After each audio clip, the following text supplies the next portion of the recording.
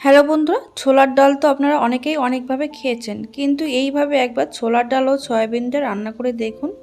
রুটি, লুচি, পরোটা, ভাত যার সঙ্গে খান না কেন খেতে দুর্দান্ত হয়। সাধারণ ঘরোয়া মশলায় তৈরি হয়ে যায়।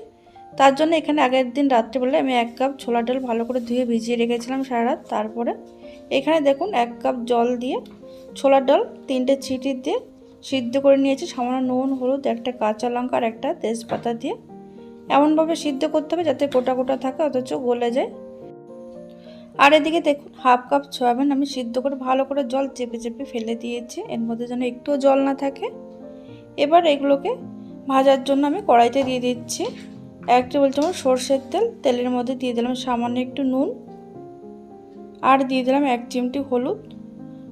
আর এখানে দেখুন একটা মিডিয়াম সাইজের আলু একদম ছোট ছোট টুকরো করে কেটে নিয়েছি। এর মধ্যে আলু দিলে দারুণ টেস্ট হয়, অবশ্যই আলুটা দেবেন। আলুগুলো নুন আর হলুদ দিয়ে 1 থেকে 2 মিনিট একটু লাল করে ভেজে নেব, তবে খুব বেশি লাল করার দরকার নেই। দেখুন এরকম হালকা একটু লালচে রং চলে আসলেই হবে। এগুলো ভাজা হয়ে গেছে, এবার তেল থেকে তুলে নিয়েছি। এবার ওই তেলের মধ্যে দিয়ে দিলাম সিদ্ধ করে রাখা সয়াবিন। সয়াবিনটা হালকা একটু নাড়াচাড়া করে নেওয়ার পর এর মধ্যে দিয়ে দিচ্ছি সামান্য নুন আর দিয়ে দেব সামান্য পরিমাণে হলুদ। নুন আর হলুদ দিয়ে সয়াবিন একটু লাল করে ভেজে নিতে হবে। দেখুন 2 থেকে 3 মিনিট লো টু মিডিয়াম আঁচে ভেজে নিয়েছি। এবার এটা তুলে নিচ্ছি। এবার কড়াইতে দিয়ে দেবো আমি 1 টেবিল চামচ সরষের তেল। তেল ভালোভাবে গরম হয়ে যাওয়ার পর দিয়ে দিচ্ছি সামান্য পরিমাণে গোটা জিরে। দিয়ে দেবো এর মধ্যে গোটা গরম মশলা, এখানে আছে একটা এলাচ, 1 টুকরো দারচিনি আর 2টো লবঙ্গ। দিয়ে দিচ্ছি এর মধ্যে একটা বড় সাইজের পেঁয়াজ কুচি, পেঁয়াজ একদম মিহি করে কুচি করে নিয়েছি।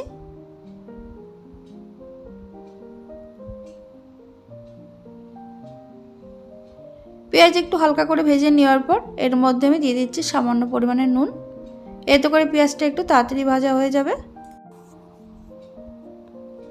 দেখুন পেঁয়াজ এখানে একটু লাল করে ভেজে নিয়েছি। এবার এর মধ্যে দিয়ে দেবো আমি রসুন বাটা, এখানে 1 চা চামচ মতো রসুন বাটা দিয়ে দিলাম। রসুনটা দিয়ে একটু কষিয়ে নেব, এতে করে রসুনের কাঁচা গন্ধ চলে যাবে। আদা রসুন একসঙ্গে না কষিয়ে যদি আলাদা আলাদা এভাবে কষিয়ে নেওয়া হয় তাহলে ভালো হয়। অনেক সময় আদা রসুন একসঙ্গে কষালে রসুনের কাঁচা গন্ধ থেকে যায় অনেক সময় রান্নাতে। এবার দেখুন এর মধ্যে দিয়ে দিচ্ছি আমি 1/2 চামচের থেকে একটু বেশি আদা বাটা। আদার কাঁচা গন্ধ চলে যাওয়া পর্যন্ত এটা কষিয়ে নিতে হবে। এবার এর মধ্যে আমি দিয়ে দিচ্ছি একটা মিডিয়াম সাইজের টমেটো কুচি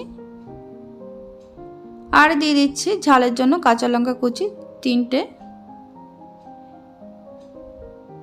এবার সব কিছু একসঙ্গে একটু কষিয়ে নিতে হবে।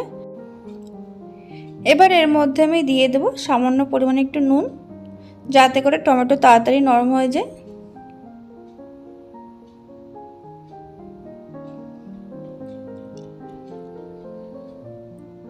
নুন দিয়ে কষিয়ে নেওয়ার পর এর মধ্যে দিয়ে দিচ্ছি 1/2 চামচ জিরের গুঁড়ো, 1/2 চামচ মতো ধনে গুঁড়ো, দিয়ে দেবো 1/2 চা চামচ মতো হলুদ, স্বাদ মতো নুন, দিয়ে দিচ্ছি এর মধ্যে কালারের জন্য কাশ্মীরি লাল লঙ্কার গুঁড়ো।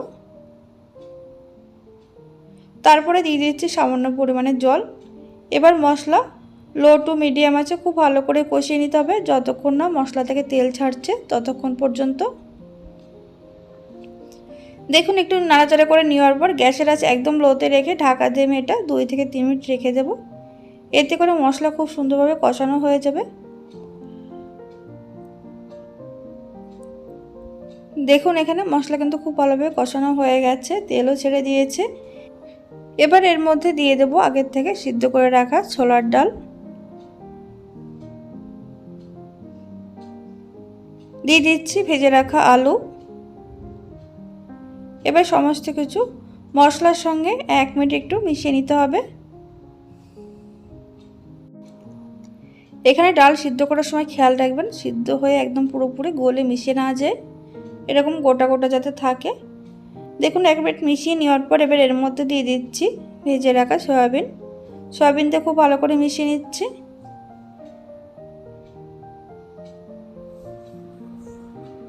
মিশিয়ে নেওয়ার পর এবার এর মধ্যে দিয়ে দেবো গরম জল 1 কাপ মতো।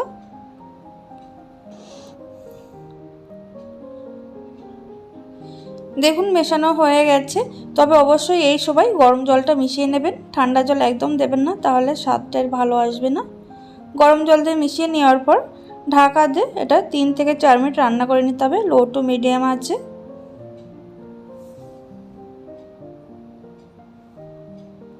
3-4 মিনিট রান্না করে নেওয়ার পর একটু নাড়াচাড়া করে দেবো। এটা কিন্তু খুব সুন্দর হয়ে গেছে।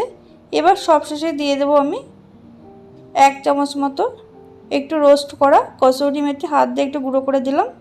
তারপরে দিয়ে দেবো গরম মশলার গুঁড়ো 1/2 চামচ মতো। কসুরি মেথি আর গরম মশলা দিয়ে খুব ভালো করে মিশিয়ে নিয়েছি।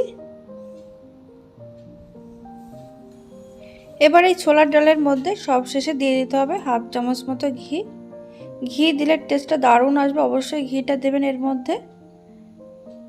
এবার হালকা হাতে মিশিয়ে গ্যাস অফ করে ঢাকাতে 5 মিনিট রেস্টে রেখে দিলে একদম রেডি হয়ে যাবে গরম গরম রুটি, লুচি, পরোটা, ভাত যার সঙ্গে খান না কেন খেতে দুর্দান্ত হয়েছিল। তাহলে বন্ধুরা ভিডিওটি ভালো লাগলে লাইক, কমেন্ট, শেয়ার করতে ভুলবেন না। ধন্যবাদ।